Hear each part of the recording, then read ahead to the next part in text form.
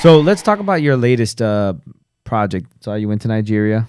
Yes, and I'm actually wearing, shamelessly plugging our brand. So Precious Achiuwa and I, we started What If Unlimited, and he did a basketball week camp there and a play-in tournament towards the end. So yeah.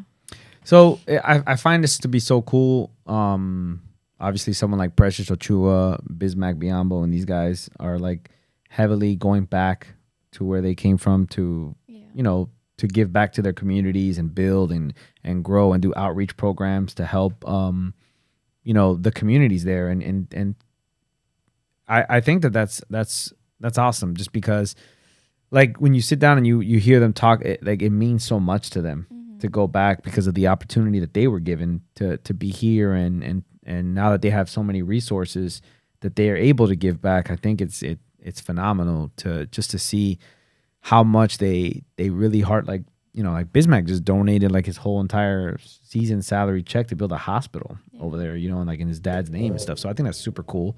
I saw Precious there was a lot of kids at that camp. Yeah, we had over like 250 every single day. It was amazing. Yeah, absolutely amazing. What was that experience like?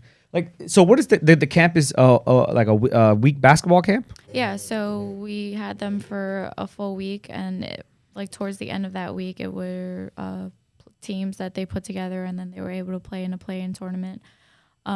So Anta helped us give out, little prizes, little give back things that they were able to have, a lot of basketball shirts and stuff. Yeah. But every camper got a t-shirt. We had coaches there, and it was just to also bring a community together over something that he absolutely loves and a place that he absolutely loves. And just to see the support and the welcoming that we got from day one to the end was absolutely remarkable. Everything was absolutely genuine and loving, and kids still to this day, like I'm working on their images, are just always messaging saying thank you, like how awesome it was for the opportunity to even just be able to play on a court. So yeah, that was pretty special to provide that, but also to provide a safe space, to provide a place for them to be able to do something that they love, and to, give them that feeling of what if they keep working on their craft, keep doing what they do, and then they do get to play basketball for a living or get to a point where they are doing well for themselves. Yeah. Well, I think it's inspiring on many levels. Like, one, to see someone like Precious go back over there and give back to the community and see how far he's made it in the NBA and just, as a human being.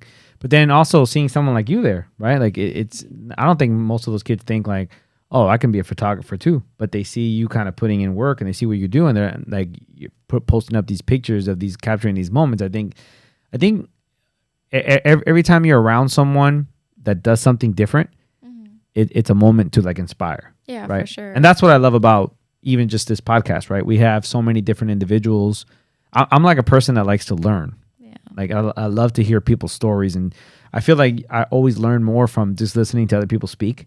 Like just sitting back and just like, all right, tell me what you do, right? Like and because there's something always interesting that maybe you didn't know, right? Or that you didn't, and that's how I feel like in that situation too. Like a lot of those kids are seeing you with a camera, and they're like, yo, look at this. She's just rolling around the court, taking pictures, capturing all these moments. And I think you never know who, and you know where I get that from? A movie that I love so much. It's called The City of God. Okay. It's like a movie it's a true story, based in Brazil. And it's basically like on the City of God. It's like one of the worst places you can live in the world, right? It's like a super slum in Brazil. And one of the people in the story, the person that's narrating the story, was a person that became a famous photographer, right? And it all started with him just getting a camera and just going around the slums and taking pictures of the slums. Yeah. And like he had access, right, to a place where your typical person can't get into, right? Like you can't cross those streets. Like you need to live there. Yeah. And he had access to something that many people didn't. So he was taking pictures of this, and like the newspapers and stuff were buying these pictures from him. And he eventually became like a famous photographer. And how much because he was also good at taking pictures, right? Like he had a natural gift. So I think that's something like, something like that is like, it's something similar to that. Like people see you putting in this work. They see someone like Precious coming back, even all the people that are organizing the camps. And these kids are thinking, well, if I can't do basketball, at least I can fall in love with this, or I can fall in love with that. It's like many opportunities in one way that,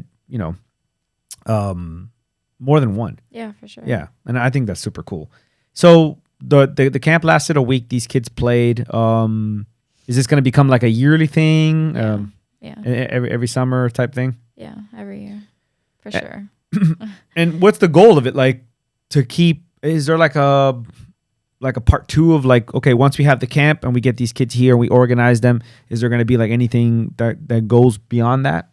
So coming back right now, it's pretty premature for what we are going to do for next year, but we just have all these ideas that we just need to be able to see that are realistic. And as soon as we have a better lock on that, I'm sure we'll be able to update and do a lot more on the social media side. Right now, it was a full week of over 300 kids. So getting all that images and videos is a little trickier. So that's something that I'll learn for next year, how to do it a little bit better. But yeah, it's a learning curve. It's something that is super new and something that we just want to do bigger and better. But the goal is to consistently be a outlet and to continuously give the community something that they love, a safe space, and basketball. Yeah. And to be able to see, like kids are still tagging us. They're still practicing what they learned from the camp. We taught a lot of fundamentals, so we were able to give them an organized basketball space. So if wherever they do go, they have that experience. They're not just starting from scratch. Yeah. So the goal is to continuously keep helping, and it's going to continuously be every single year. Yeah, that's super cool. I mean, like, again, I saw the pictures of the camp. I saw Achiuwa putting a little dunk show there. Yeah. And all the kids were lighting up. And for sure. Yeah, it's a super moment. Because they made, and that's not even like, it's basketball is growing over there, right? Like their main sport, like they love to play soccer.